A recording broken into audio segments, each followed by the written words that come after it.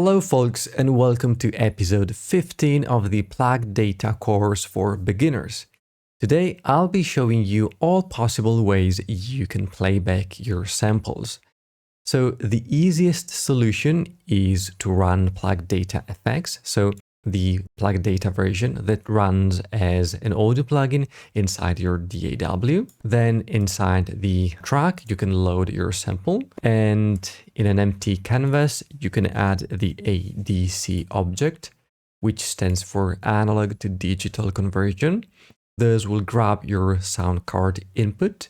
By default, it is set to grab your channel 1 and 2, input 1 and 2.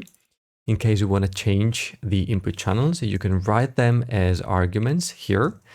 And of course, this supports multi-channel input, so you can grab as many input channels as you want. So let's stick with channel 1 and 2. Then we can use DAC, which is digital to analog conversion. So left goes here, right goes here. And we can also send the input signal to the scope object. So we can also visualize if the signal is getting into this patch. And this is our sample straight into plugdata. Moving on, we have readsf. This is the plain vanilla option to read and play back audio files in PD. If we take a look at the help file, we can see that it is designed to stream a sound file from hard disk. It will first load the sample into a temporary memory, and as you send the start message, it will play it back. We can use an open message with the file directory to locate the file, the sound file, and we can use start and stop to play or stop the sample, or we can use a simple toggle. Now, I don't like this solution where you'll need to copy and paste the complete file path, so we'll be using an object called openpanel, which simply opens your computer file browser. We can use a bank, and it outputs the directory of your file as a symbol. So here I can add a symbol box, so we can inspect the full path name. We can use the open message. Nope, this is an object box. I want message. And I can say open $1. And what is this variable? Well, our symbol. In this way, we can use openpanel to avoid that annoying and quite not user-friendly solution to paste in here the actual file directory. Great. Now readsf takes arguments for a number of channels. So if I want to play a stereo audio file, I'll need to set the output channels to 2. Here you can see we have 2 outlets. I can use output tilde, left channel, right channel. And I also want to visualize when the audio file finishes. And I can use this bang outlet. So here we can write a comment finished. We can also use a toggle to play back our sample. So we hit bang to open our computer browser, file browser. I can load this sample and hit toggle.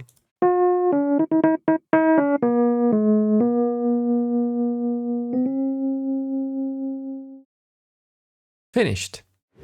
readsf is a quite forgetful object, meaning that as the audio file finishes, readsf won't remember it anymore, and this is quite annoying, since if I try to restart the sample, start requested with no prior open. So how can we get rid of this error?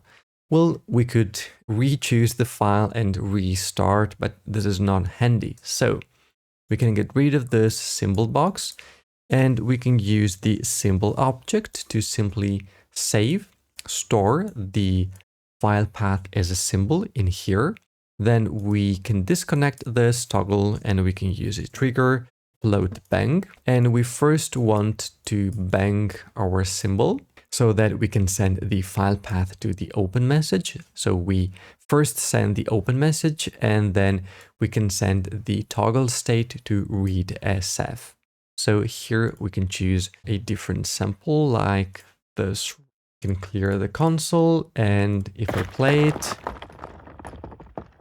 stop, play, without any problem or any error in the console.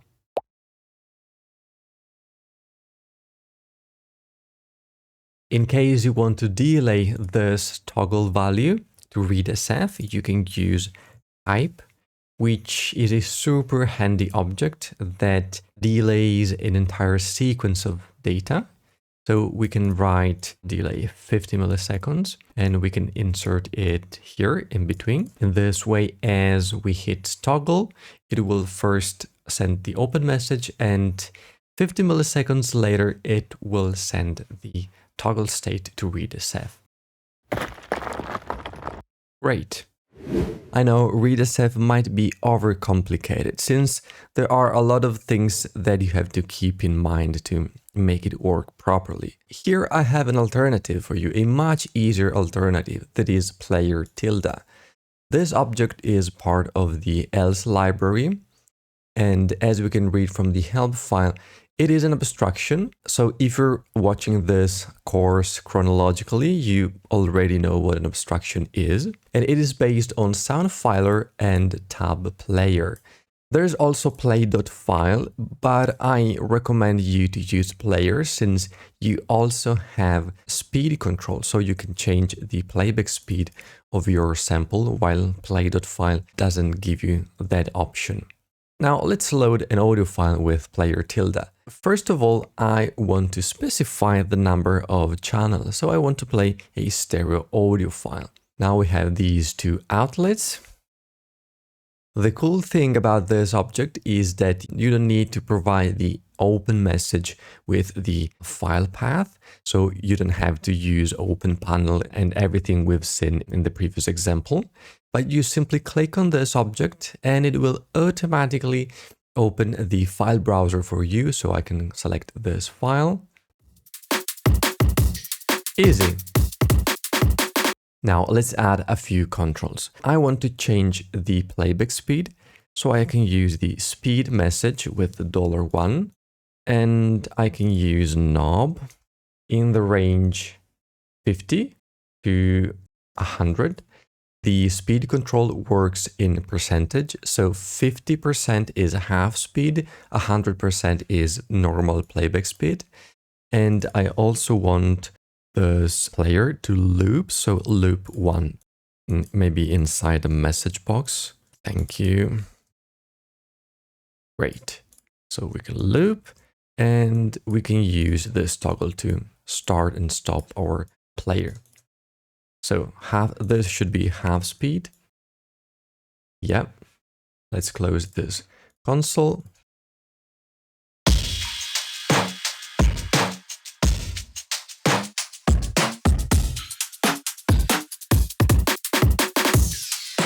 At this point, we can take a look at soundfiler, which is a super versatile object to load a sample into an array. This will open a lot of possibilities, talking about complex techniques like sampling, slicing, granular synthesis, granular effects. They are all based on sample loaded into a buffer, into an array. And from there, what we do is we say, read from that array at different position using different playback speeds and so on. First of all, we need to send the following message to open the audio file. So read, then the file path name. I'll be using openpanel, so I can use this substitution variable. And of course, the array name, so the destination where I want to open this audio file. And I can call it my array. Now we'll need to create one, so Ctrl-Shift-A to create an array. And I can rename it my array. If we take a look at the inspector, we can see that every time we create a new array, it is initialized to 100 elements, 100 points. We don't want an array of a fixed size, but we want soundfiler to resize the array according to the audio file length. So here, after read, we can add the following flag, that is -resize. In this way, it will automatically adjust the array size. Now I can add openpanel with its bang, and we're good to go. Now I can open a sample, this 909 clap sound. We can change the draw style from points to polygon, and that's it. Now, how do we play back this audio file? Well, we can use tabplay tilde, which takes one argument, that is the array name, my array. I can use output, as always, and a simple bang to trigger the audio file playback. Great. A few things about soundfiler. First of all, out of this outlet, we get the total number of samples. So I can use a number box to visualize this number. And out of this rightmost outlet, we get a bunch of interesting information like sample rate, header size, and number of channels. So let's use this list object box to visualize all this data. And let's try to open a different sample. So how about this synth pad? Now we have two issues to address. The first one is sampling rate, the second one is number of channels. So one thing at a time. Let's start with sampling rate. Right now, we are running, well, I am running a PD session at 48 kilohertz, but this audio file is at 96 kilohertz. So what happens if I play it back? Well, let's find out. This is, well, first of all, this is how the audio file should play.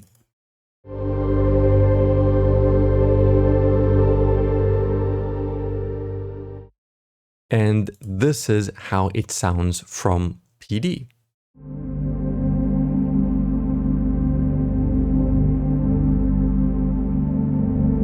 What is happening is that we are reading an audio file at a lower sampling rate. So this audio file contains 96,000 samples per second, and we're only reading 48,000 samples per second. So we're reproducing this audio file at half speed.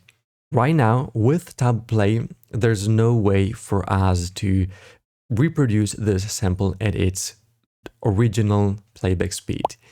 But in the next video, where I'll be talking about sampling, I'll show you how to calculate playback speed with having sampling rate and overall file length.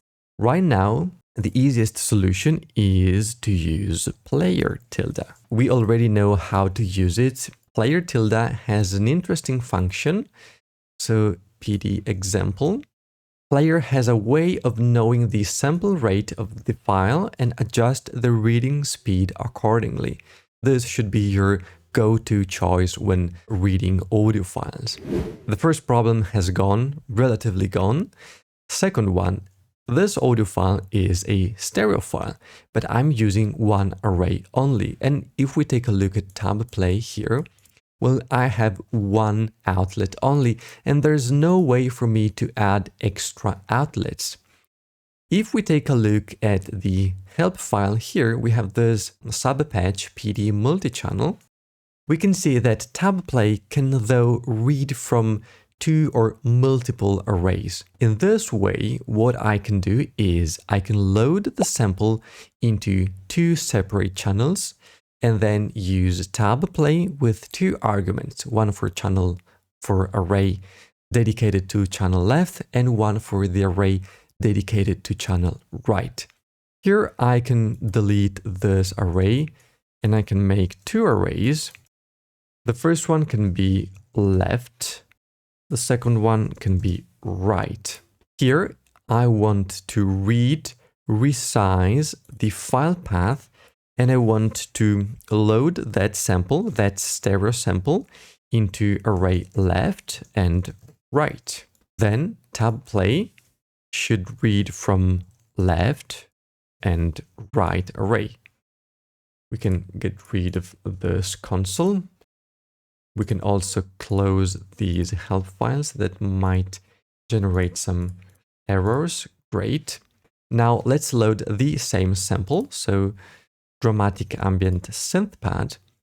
And if we take a closer look, maybe we can change the drawing method.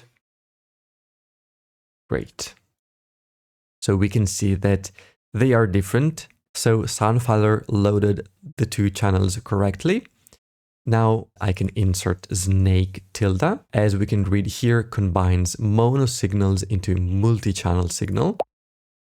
And here the number of channels is 2, but we want to use it to output channels. So make sure to write out here.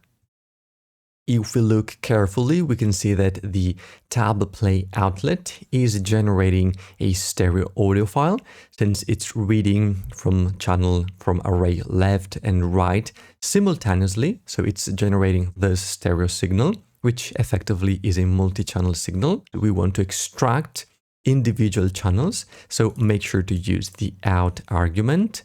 And in this way, we can route the mono signal for left channel to output left and the right channel to output right. Let's take a listen.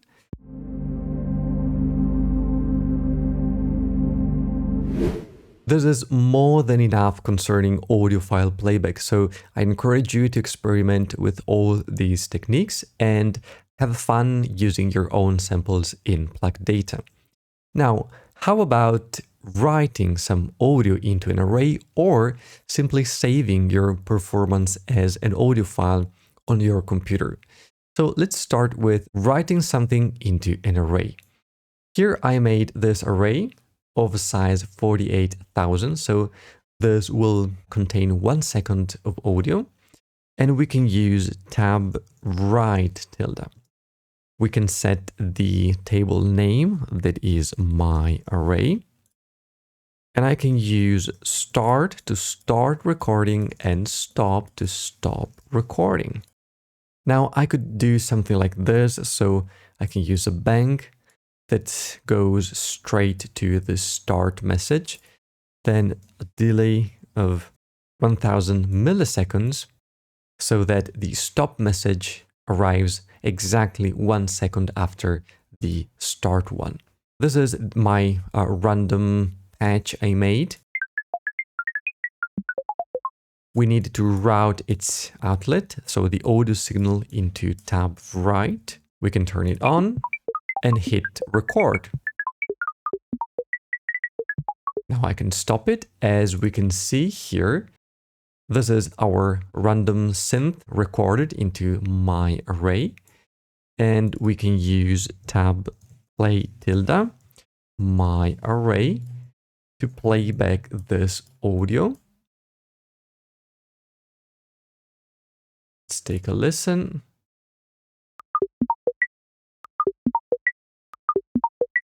And that's it.